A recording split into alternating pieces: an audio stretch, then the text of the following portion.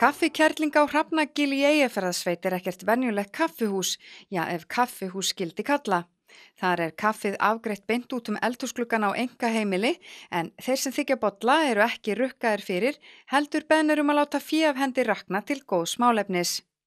Eigandi kaffihúsins segir að hugmyndin hafi kviknað þegar hún sá sambærilegt framtak í Reykjavík undir heitinu Puffin kaffi. Ég með Senseo kaffivél og mér finnst það voðalega þægilegt og það boðið upp á latte og cappuccino og venjulegt kaffi og kakó. Og kakó mjög vinsælt hjá börnunum. Þannig að svo ef það til djús eða sódastrím eða annar drykkur þá það bara líka boðið upp á það. Þetta náttúrulega háð því að ég sé heima, en ég náttúrulega í fullri vinnu og heima þá bara seinni part og kvöldin og helgar. Þannig að opnunartíminn mjög misjafn, stundum pirrandi. Og ekki hægt að ganga því sem vísum að maður sé með opið. Þannig að það merki út í glugga eða auglýst á Facebook síðu kaffikerlingar, opnunartími.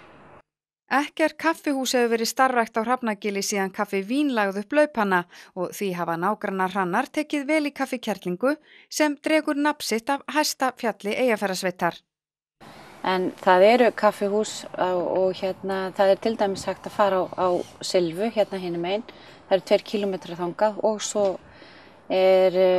smámannasafnið og það náttúrulega töluvert lengra þangað, þannig að fólk fer yfirleitt akandi. En vantar bæði svona kaffihús eða má segja sjoppu eða smáverslun með því nauðsynlegasta.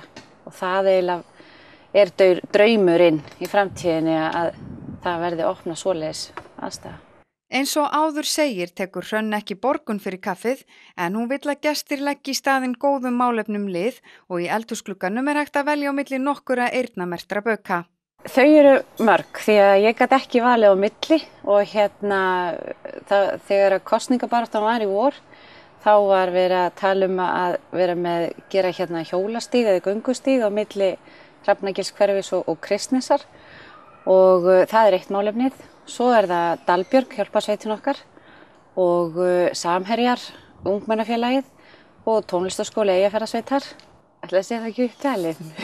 Og hvaða málefni vinsælast? Ég held að það sé ungmennafélagið enn sem komið og göngustígurinn.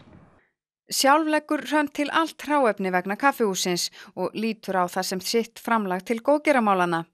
Aðspurð út í framtíðaráformin kemur í ljós að Hrönn hefur lengi gengið með kaffihúsadraum í maganum og gæti því alveg séð sig fyrir í rekstri alvöru kaffihús.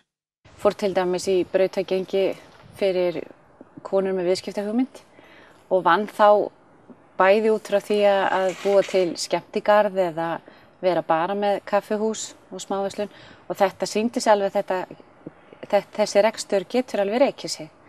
Þó að hann sé ekki með einhverjum ægilegum hagnaði, þá gæti þetta alveg þjónað okkur í hverfinu og íbúum Eyjafjarðarsveitar ásamt gestum tjaldsvæðis. Nú ertu kannski búin að fá smá nasaþefa af því hvernig það að reka kaffihús. Já.